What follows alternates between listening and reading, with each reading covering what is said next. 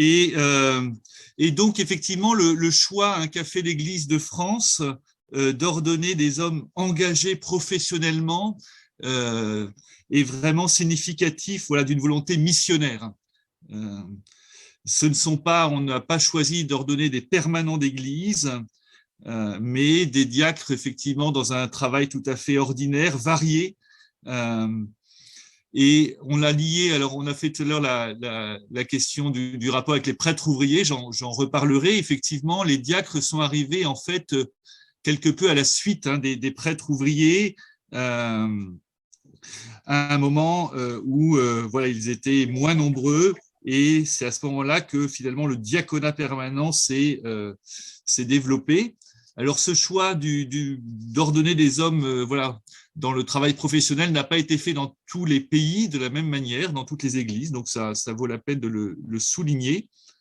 Je vais traiter de ce sujet en trois étapes.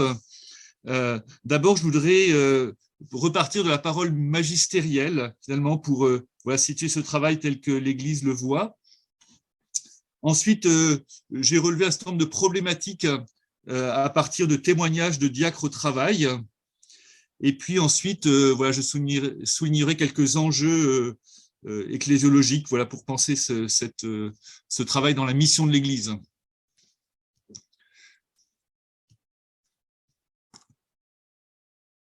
Alors, voilà. Il y a un numéro dans le directoire donc pour le ministère et la vie des diacres permanents de 1998, un numéro sur l'engagement professionnel assez long, donc qui est dans la première partie de ce texte qui est consacré au statut juridique du diacre, alors qui s'intéresse effectivement surtout à l'aspect juridique, mais je pense qu'il est quand même intéressant de le commenter.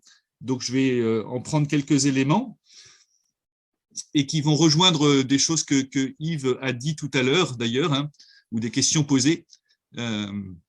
Donc, l'éventuelle activité professionnelle des diacres a un sens différent de celui qu'elle a pour les fidèles laïcs. Chez les diacres permanents, le travail reste lié au ministère. Les diacres se rappelleront donc que les fidèles laïcs, par leur mission propre, sont appelés tout spécialement à assurer la présence et l'action de l'Église dans les lieux et les circonstances où elle ne peut devenir autrement que par eux le sel de la terre. Alors voilà, le texte dit vraiment l'activité professionnelle est liée au ministère. Donc elle en fait partie, elle est inclue dans la mission, et elle doit être normalement inclue dans la lettre de mission. Et donc il est là, effectivement, le diacre est présent voilà, au nom de l'Église d'une autre manière, parce qu'il est envoyé par l'Église dans ce lieu. Et donc, voilà, on nous dit il y a cette différence dans la manière dont la présence d'Église est assurée par un diacre ou par des laïcs chrétiens. Alors, les laïcs chrétiens assurent bien un témoignage chrétien, et il n'y aura pas de concurrence entre eux,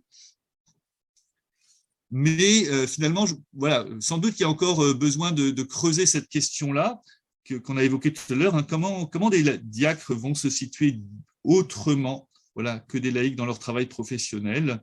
Comment et jusqu'où? Voilà, en sachant qu'effectivement, ils sont d'abord essentiellement aussi des baptisés, et restent toujours des baptisés. Nous restons toujours des baptisés en tant que ministres ordonnés. Voilà. Deuxième paragraphe de ce texte, la discipline actuelle de l'Église n'interdit pas aux diacres permanents de détenir ni d'exercer une profession comportant l'exercice d'un pouvoir civil, ni de s'engager dans l'administration des biens temporels, ni d'exercer des fonctions séculières comportant l'obligation de rendre des comptes. En cela, il déroge à ce qui est prévu pour les autres membres du clergé, donc les prêtres et les évêques. Parce que cette dérogation peut être inopportune, il est prévu que le droit particulier en dispose autrement.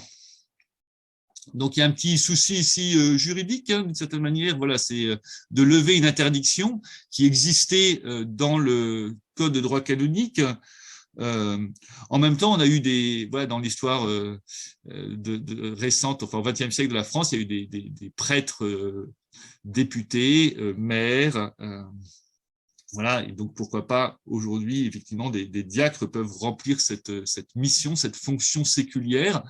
On est aussi dans une époque voilà, où la laïcité est beaucoup plus marquée, sans doute, et c'est plus difficile dans notre État français, on pourra en reparler, voilà, que des ministres de l'Église remplissent des fonctions publiques. Ensuite, on développe un petit peu dans d'autres domaines.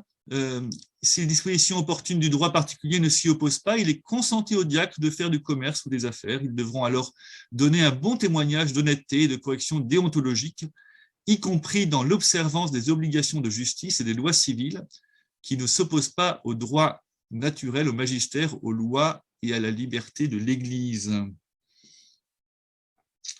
Alors voilà, tout ça, c'est des règles voilà, de justice, de bon sens, on pourrait dire, de donner un bon témoignage et d'être juste et voilà, dans son travail. Mais il y a aussi la référence au magistère, aux lois de l'Église. Il y aurait un problème s'il y avait une opposition finalement entre la loi de l'Église et la pratique d'un diacre, la pratique professionnelle d'un diacre. Alors, on peut penser à des domaines sensibles dans notre société aujourd'hui qui sont autour de la bioéthique, de l'avortement, de la procréation médicalement assistée, ou bien de la vente d'armes, la collaboration à l'arme atomique, ou bien si un diacre se trouve pris dans une politique d'entreprise dont il perçoit qu'elle ne respecte pas la dignité de l'homme. Voilà, jusqu'où peut-il être s'engager dans son travail ou exercer aussi sa liberté de conscience et voir un refus de certaines activités. Alors, quoi qu'il en soit, les diacres permanents, donc le texte continue, les diacres permanents auront toujours soin de peser prudemment chaque chose, voilà, en demandant conseil à leur évêque, surtout dans les situations et les cas les plus complexes. C'est ce lien avec l'évêque qui définit le ministère et qui est certainement, pour moi, la différence avec la situation des chrétiens laïcs dans leur travail. À la fois, chacun est ramené à sa conscience et à son discernement, et puis en même temps, dans certains cas, finalement, le discernement de l'Église doit être pris en compte, et donc c'est pas seulement le discernement personnel du diacre. Des professions bien connaître et utiles à la communauté, quand c'est un diacre permanent qui les exerce, pourrait s'avérer en certaines circonstances difficilement compatible avec les responsabilités pastorales propres à son ministère. L'autorité compétente doit donc évaluer prudemment les cas particuliers en tenant compte des exigences de la communion ecclésiale et du fruit de l'action pastorale au service de cette communion, y compris quand intervient un changement de profession après l'ordination diaconale. En cas de conflit de conscience, les diacres ne peuvent qu'agir, même au prix d'un grave sacrifice, en conformité avec la doctrine et la discipline de l'Église. Voilà, on fait appel vraiment ici à la prudence, au jugement de l'évêque et de ceux qui accompagnent un diacre au travail, qui va pouvoir dire au cas par cas finalement ce qui convient. Et on a finalement ici un exercice concret de l'obéissance à l'évêque. Et le discernement, il peut commencer par se dire, mais dans quel cas est-ce que je dois demander conseil à mon évêque ou bien même l'accord de celui-ci, pour tel ou tel choix professionnel ou telle nouvelle orientation. La question en particulier de la compatibilité avec le ministère et la responsabilité pastorale qu'il comporte, va être pesée au cas par cas dans un discernement. Donc, il n'y a pas de liste donnée a priori, de réponse absolue, mais en fonction du contexte dans lequel on se trouve, on aura voilà, à ajuster, à décider si telle orientation est possible ou telle activité.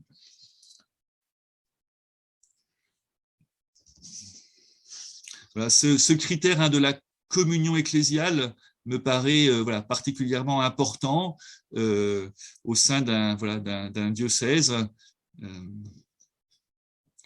Dans la diversité des missions, voilà, comment chacun va là où il est voilà, être resté dans la communion.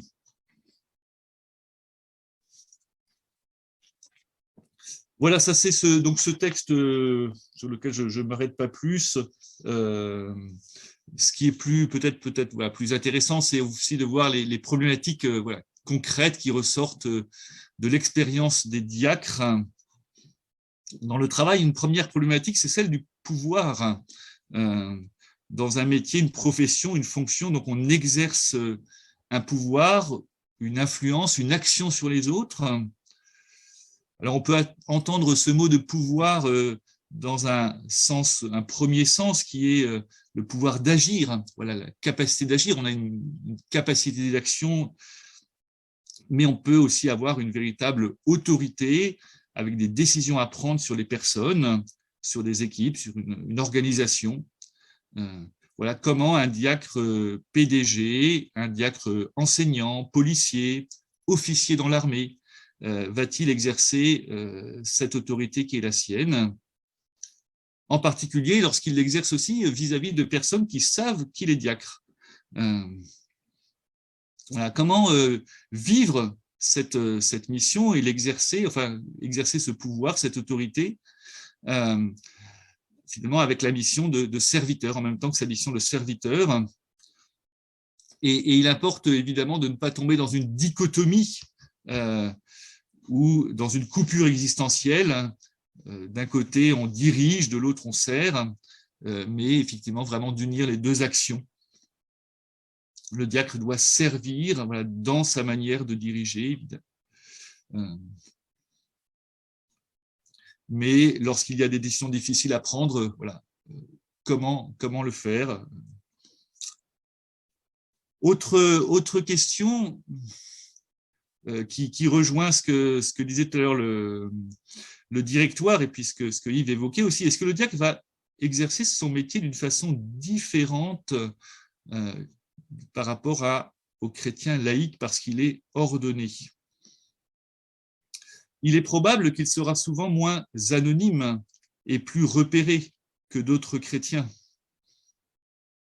S'il est connu comme diacre, il va engager aussi l'Église voilà, dans le cadre d'une manière particulière par son témoignage. Il peut être visage d'Église, même évidemment s'il agit toujours en son nom propre, il n'est pas envoyé par l'Église, il n'est pas un représentant officiel de l'Église, au sens d'un ambassadeur, hein, évidemment, mais il engage l'Église en tant que chrétien ordonné, voilà, par la manière exemplaire dont il peut exercer son métier.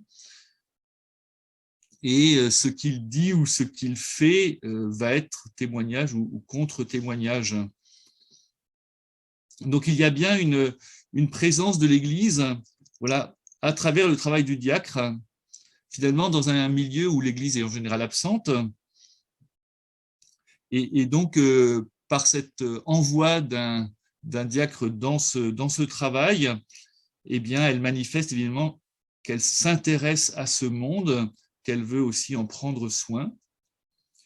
Un évêque écrivait ainsi à un diacre dans sa lettre de mission: témoignez simplement du sens que le service diaconal donne à votre vie professionnelle. Alors, je trouve que cette formule est intéressante. Ce qui importe, voilà, c'est de donner du sens au travail professionnel, également à partir de l'ordination et en lien avec l'ordination. Donc, comment l'ordination qui marque la personne par le sceau du service, hein, le souci du lien, de l'écoute, va donner un autre sens au travail.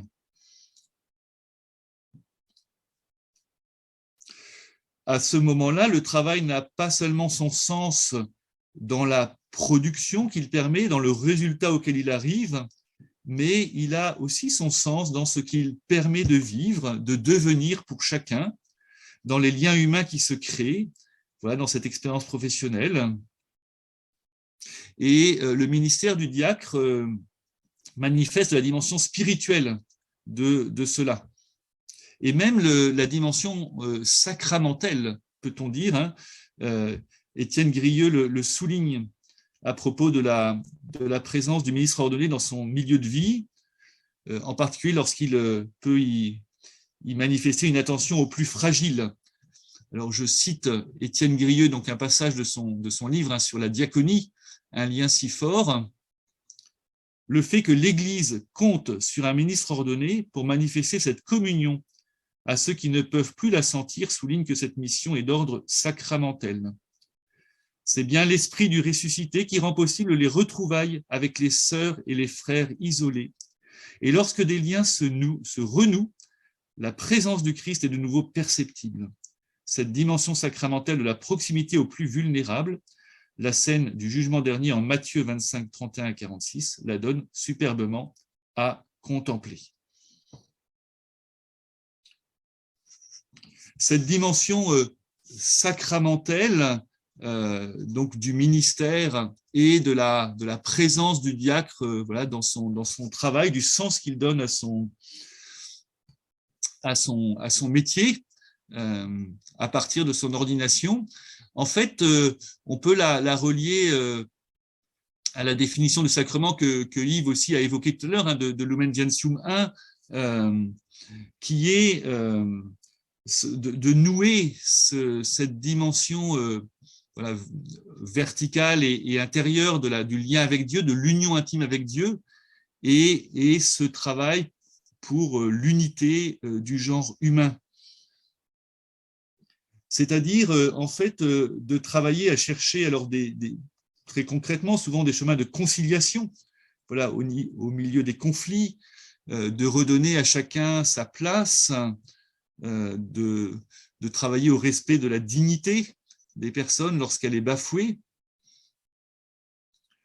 et d'être aussi voilà, au service de cette union intime avec Dieu, alors qui ne se dit pas souvent, mais qui peut apparaître en fait, eh bien, si le diacre voilà, en manifeste finalement la vérité et la profondeur par la manière dont il est habité, dont cette dimension spirituelle l'habite, et dont il peut être donc signe du Christ serviteur.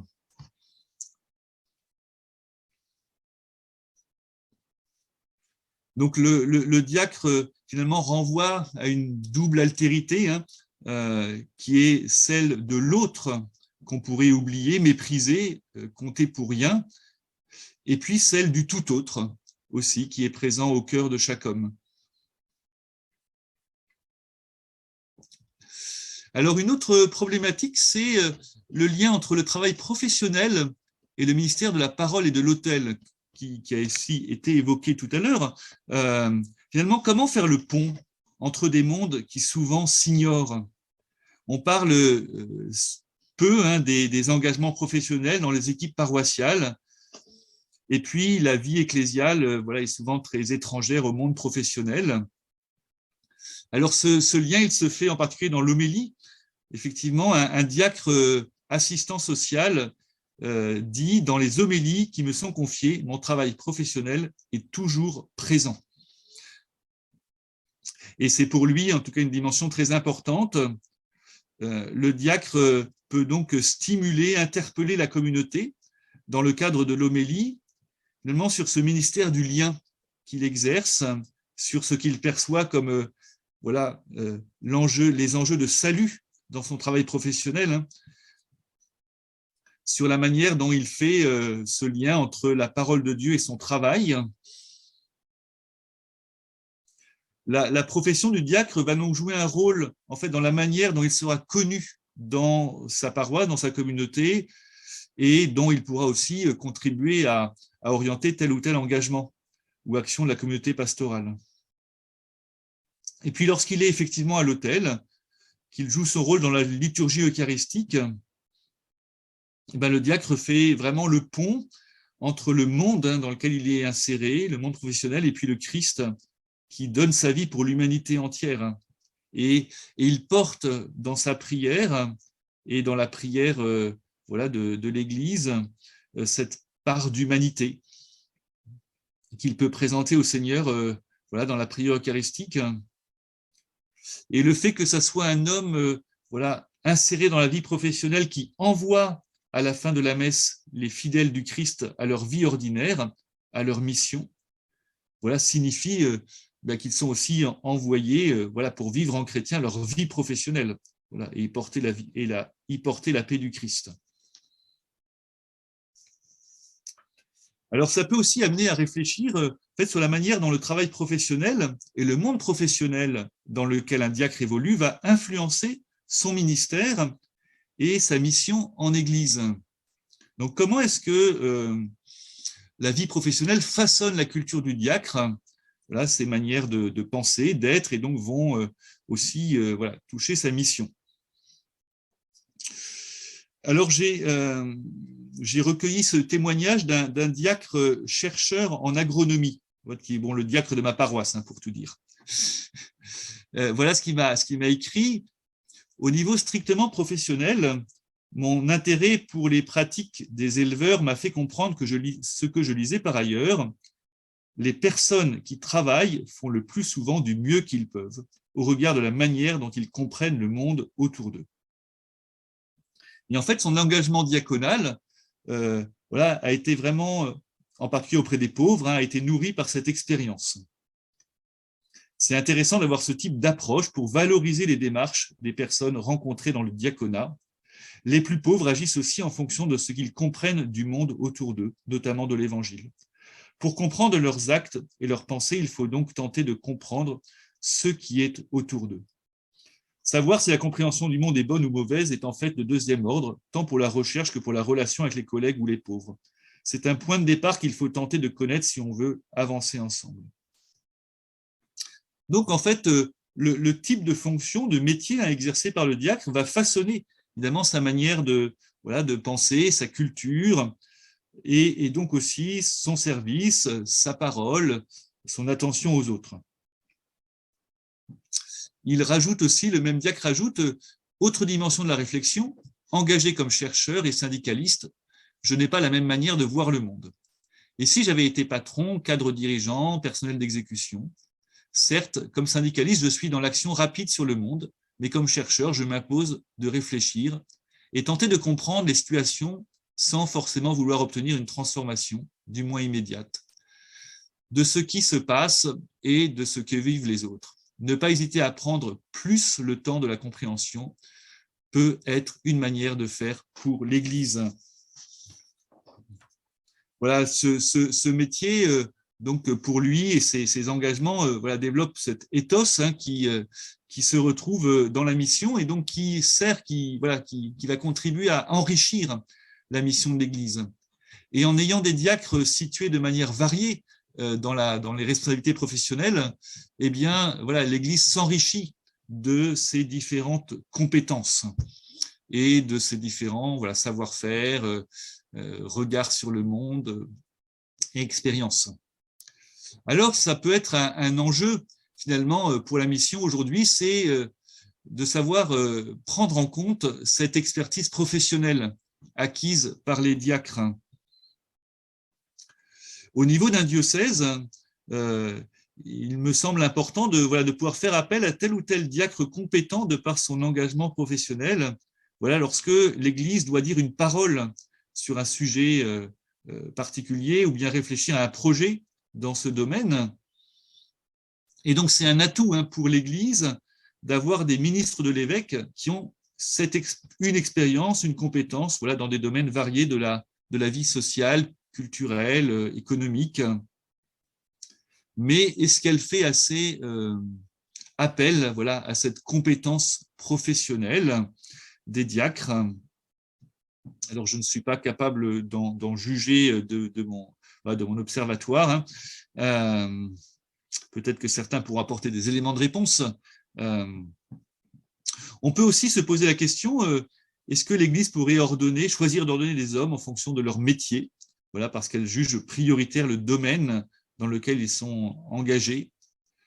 Par exemple, il pourrait être bon d'avoir des diacres dans la justice, dans l'école, dans la santé, dans l'agriculture, dans l'économie numérique.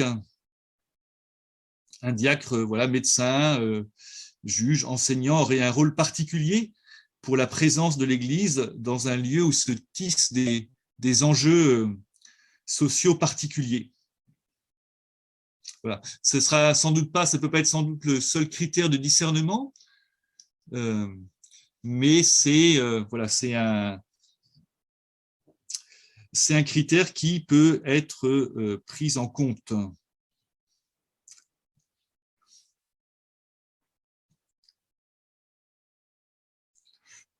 Une question peut être aussi comment les diacres dans leur travail professionnel finalement remplissent leur mission d'église. Comment est-ce qu'on peut caractériser cette contribution dans ce contexte dans lequel nous sommes de sécularisation avancée? Est-ce qu'ils se trouvent en quelque sorte aux avant-postes de l'Église?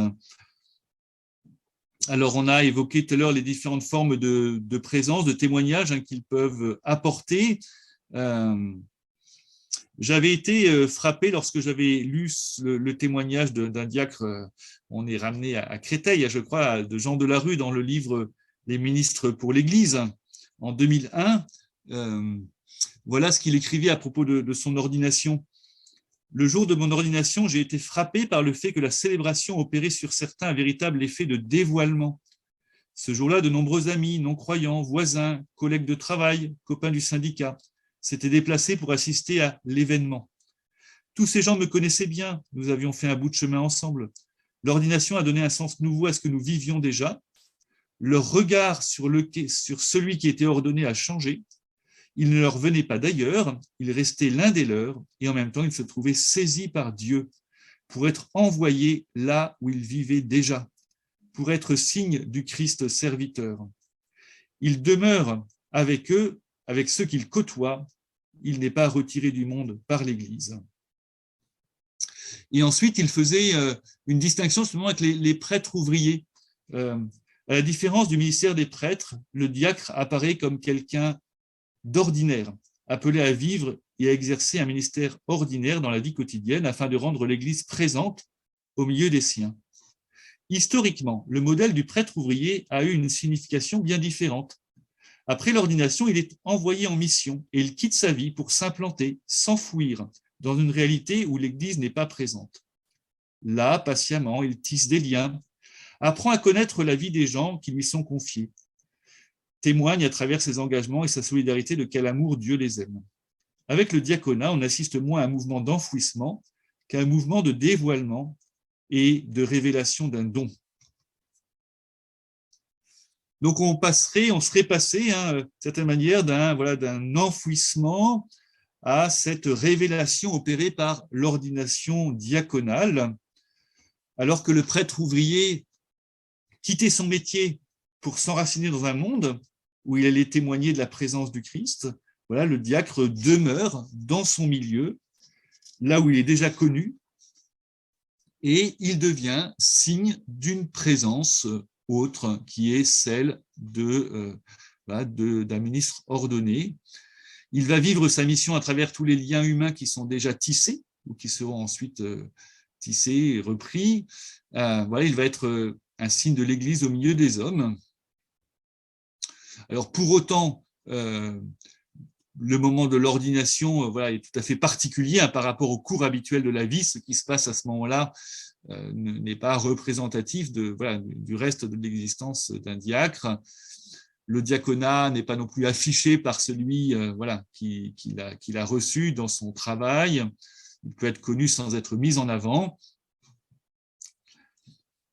Mais effectivement, dans le cadre professionnel, de nombreux diacres sont amenés à vivre, à remplir un ministère auprès de leurs collègues à l'occasion d'événements de la vie.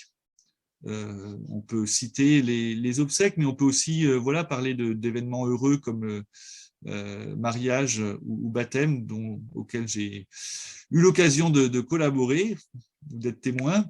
Voilà, ils exercent un ministère d'écoute aussi, de compassion, d'accompagnement, voilà, de soutien fraternel et chrétien. Finalement, ils vont se retrouver voilà, en situation souvent de rendre compte de l'Église, et en particulier lorsque l'Église est mise un peu sous le feu des médias. Voilà, on peut évidemment penser récemment au scandale des abus. Alors, dans la triple mission de l'Église, témoigner, célébrer, servir, en fait, où se situerait le diacre dans son travail professionnel? On pourrait volontiers le mettre voilà, dans le service de la vie des hommes. Effectivement, il va pouvoir être signe du Christ serviteur.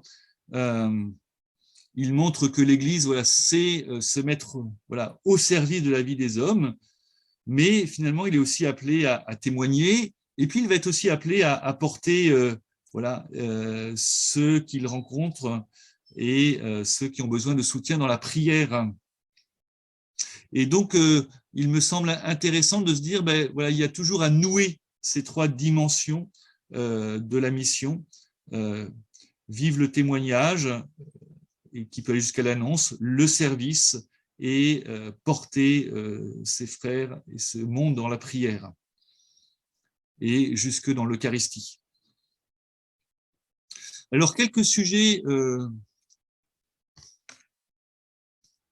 je vais...